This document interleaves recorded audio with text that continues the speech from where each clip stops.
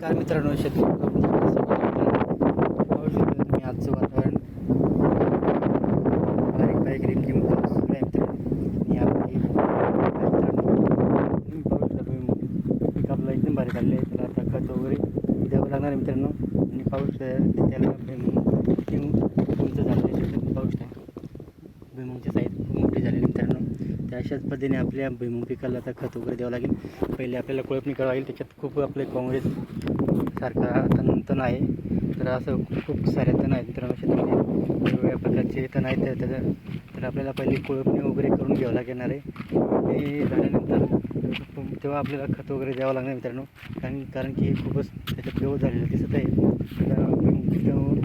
मोठं झालेलं आहे तरी पण आपल्याला कोळपणी करावं लागते. पण पहिले आपल्याला कोळपणी करावं लागणार आहे. कोळपणी झाल्यानंतर तरी आपल्याला खत वगैरे देऊन परत आपल्याला हाताने जे कोळपणी असते ते आपण करणार मित्रांनो. तर अशा पद्धतीने आपलं पीक आहे खूप चांगल्या पद्धतीने झालेलं आहे मित्रांनो. तर आता जो आपल्या निसर्गराजाने साथ दिली पाहिजे. बाकी काही नाही, वेळेवर पाणी आला तर आपण वेळेवर खत वगैरे देऊ शकतो. आणि त्यानुसार आपण पाणी ते आपल्या हातामध्ये नाही भरायचं. कारण की वरचं पाऊस पडणार आहे तेवढंच पाणी राहणार आहे. कारण की आपल्या विहिरीचं पाणी आपण काही भरणार नाही आहे. कारण की विहिरीचं पाणी भरायचं असतं हा वरती पाऊस आहे.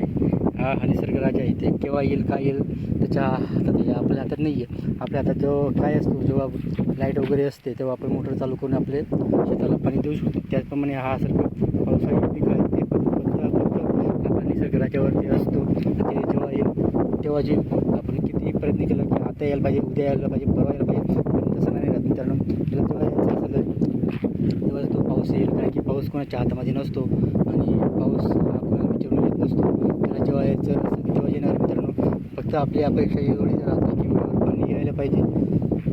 पावसाने वेळेवर आलं तर खूप चांगलं होतं आहे. कारण की पिकांना वेळेवर पाणी पाहिजे. आणि पाणी कसं आहे, वेळेवर दिलं तर वेळेवर आपण खतही देऊ शकतो. आणि वेळेवर प्रत्येक गोष्टी वेळेवर जर झाली मित्रांनो काय असतं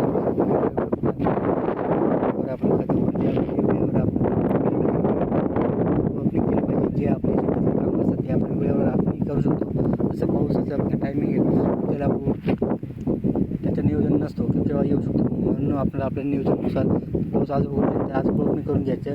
उद्या उघडलं तर उद्या आपण खत लावून घ्यायचं. असं वेगवेगळे काम आपल्या वाढत जाणार आहे आणि काम आपल्या कधी संपणार मित्रांनो. अशा पद्धतीने आपले कामकाज सुरू होतात मित्रांनो. व्हिडिओ आवडले तर लाईक शेअर नक्की करा. आमच्या चॅनलला सबस्क्राईब करा. जय जवान जय किसान.